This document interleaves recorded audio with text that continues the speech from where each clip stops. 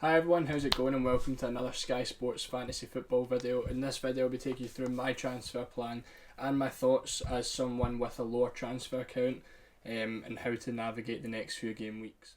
So as you can see on the screen, I've got a table that I made up at the start of the season once the 50 transfers were announced. And this was going to be my plan for the whole season and when I'm going to use my transfers. So I tried to make it as even as possible, try to split them out nicely, and I've tried to keep to it as much as possible throughout the whole season.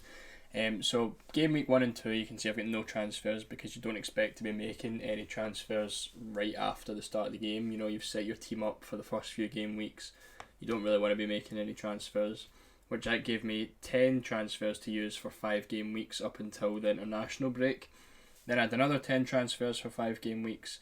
And then those transfers were supposed to set me up for the World Cup, which is why those two before the World Cup are blank as well. So I think I went into the World Cup with around 32 transfers. It might be a bit less than that. It was between 28 and 32 transfers. So I stuck to it. And then we went into the World Cup. After the World Cup, obviously you set your overhaul out and you don't want to be making transfers again for a few weeks, as you're setting your team up for those few weeks after the overhaul. But I think it was one of those ones where like 2 or 3 weeks in, fixture gains started to come up and it was kind of impossible to ignore the transfers. So I've used a lot, really. We're obviously going into game week 28 right now, and I think I'm sitting on 18, so I've used 32. So I was supposed to keep it clean for a few weeks, then go into the international break, and then I would have 15 transfers to use for 7 game weeks.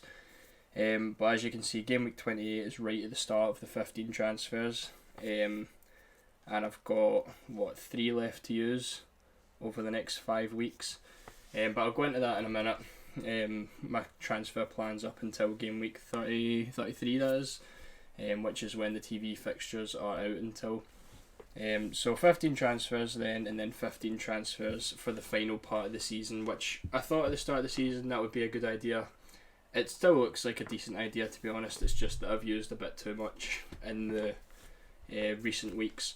But that was the transfer plan at the start of the season. That's still what I'm continuing with. As I've said once, after seeing everyone else having loads of transfers, like I'm seeing people with 30 plus transfers still, I've kept to this plan for throughout the whole season.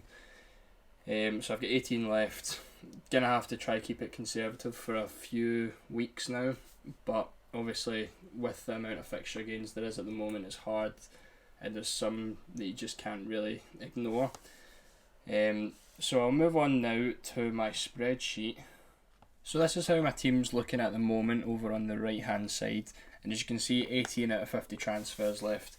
So when you're in this kind of position and you're noticing that everyone else has more transfers than you, you need to make sure that, like, obviously 18 out of 50, it's not a terrible amount of transfers. There's going to be people with less, but you need to be looking at which transfers are actually going to be essential.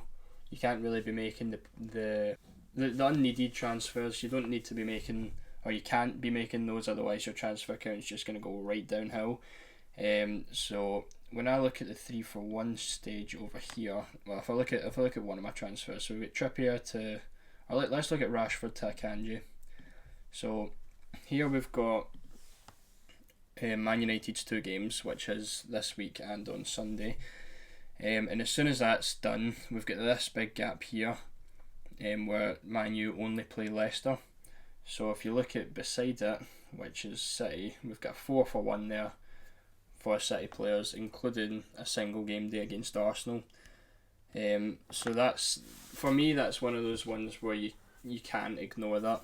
You've got to be making transfers there. At the start of the season, if someone told you there's a 4-for-1 chance you're going to be making that transfer, if you're sitting there at the start of the season thinking you've got to keep your transfers for the essential ones, 4-for-1s are one of those times that you'd be waiting for.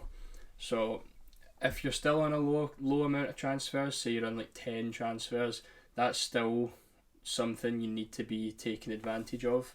It's not a 3-for-1 where you're making two transfers. Like, that's not going to be worth it if you're taking a player out, then bringing them back in, using two transfers for a 3-for-1. But when it's a 4-for-1, a 5-for-2, or maybe not 5-for-2 depending on captaincies, but 4-for-1s, you should be making transfers no matter what transfer count you've got. So I've got in my team over here 3 Man United players. That's Shaw, Rashford and Fernandes. All of them are going to have to come out for me. Keep in mind that this transfer list here, that's just a draft. That's not official. That's not what I'm going to be doing. Definitely. So 3 Man United players. It's a 4-for-1 on some teams. I think if you look here as well, 4-for-1 with Arsenal as well. And that's it. Arsenal and City, the two teams with a 4-for-1 over United there. But again, it depends on captaincies as well. The light blue ones here at the side are the single game days. So you can see Fulham have a single game day in there. Spurs, Chelsea, that's a single game day. So it really depends the transfer moves you want to make. Obviously here I've got Tarkowski here. Like, Dyche has just came in. Everton have kept a clean sheet against Arsenal, so is it really that outrageous to think they'll keep a clean sheet against Liverpool for this single? Especially when you've got the 3-for-1 here with Everton. Is Dyche going to be keeping a clean sheet against Leeds and Villa? Possibly. Then you've got a captain for the Liverpool game as well, because obviously Liverpool are doing awful right now. Aren't really going to be wanting to put a Liverpool player in. So that was just, again, a rough draft. So I'm getting a 4-for-1 out of that because I'm captaining Tarkowski, which gives me double points. So it's a 4-for-1 over whatever United player I'll be taking out there. Akanji, obviously a 4-for-1.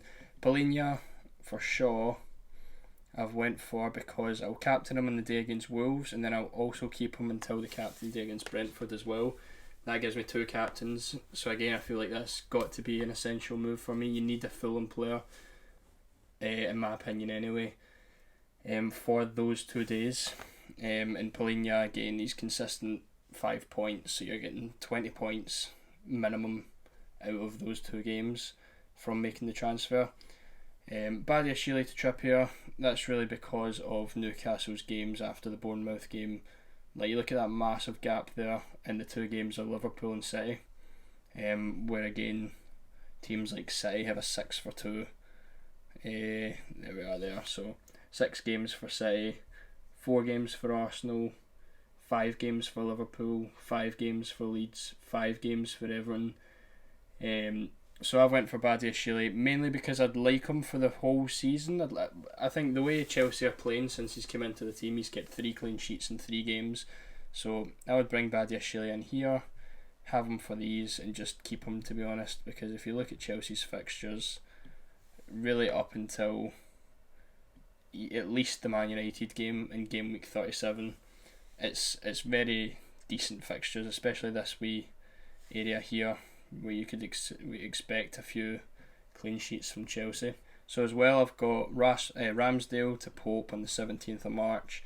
That's because Trippier's coming out my team. I'm going to have no Newcastle players, and then Newcastle play Forest on the 17th of March in a single game day. So I would take Ramsdale out here after the Fulham game, bring Pope in after Forest, and that's a captain for that day as well. So for me, I feel like they are essential moves for me.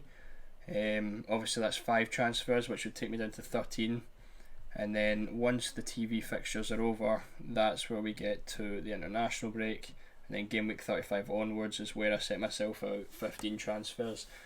So I'd be going into that with 13 transfers, not as many as I would have liked, but again, I feel like I can't really ignore these moves. Again, obviously they're not final, still got to do some moving about before deciding who I actually want to transfer in. Plus it's only the 7th of February today, so I've got all week to do it. So if we jump over to Twitter as well, and have a look at the Sky Sports Twitter page, we've got the average remaining transfers here. Right now I'm sitting 1,100th in the world ish, and again I've got 18 transfers left, so I'm basically sitting right on the exact average remaining transfers left. But again, if you're sitting around that rank, or if you're just a bit out of the top 5k and you've got way more transfers, obviously there's nothing to worry about because the gains are there to be made if you've got lots sitting there. If you're sitting on a lower amount of transfers, again, don't make moves that aren't essential. If someone's slightly out of form and someone's in a bit better form, there's no point in making that move. When you're at this stage of the season, there's so many fixture gains that you need to take advantage of. You've got to be saving your transfers for that, and you can't really be making those like just out of form kind of moves. So if you're sitting maybe less than 15 transfers, make sure every single transfer you're making has a big advantage to it. Don't be making those like one player out for 3 games and then bring them back in, because it's not going to be worth it. You're really going to be gaining like a couple of points realistically. So stuff like 4-for-1s, 3-for-0s, any kind of big ones that you notice, I'll still be pointing them out in game week previews and stuff anyways. Obviously, if I look at myself bringing like Tarkowski in, that could be seen as a silly transfer. But again, it's still a 3-for-1. I'm still getting a captaincy out of it. So again, I'm going to have another look at things, see if there's any way I can pull back the transfers.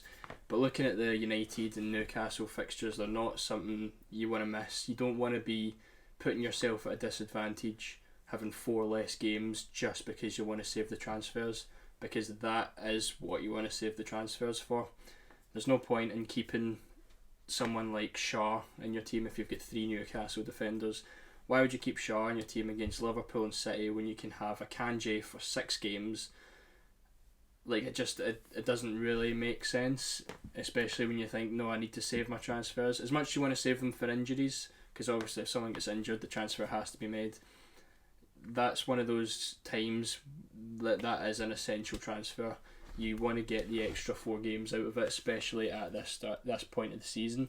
The amount of points you're going to get out of it is going to be so much more worth it than saving the transfer for later on, when you might be left with 4 in the last few game weeks and then you're just making a transfer for the sake of it. So that's really it. That's all I've got to say on the transfer count. That's my plans there. If this helped in any way, if you've got a low transfer count, remember just be conservative with it. Use it for essential transfers only. But if you enjoyed, please leave a like and subscribe as well, and I'll see you all in the next video.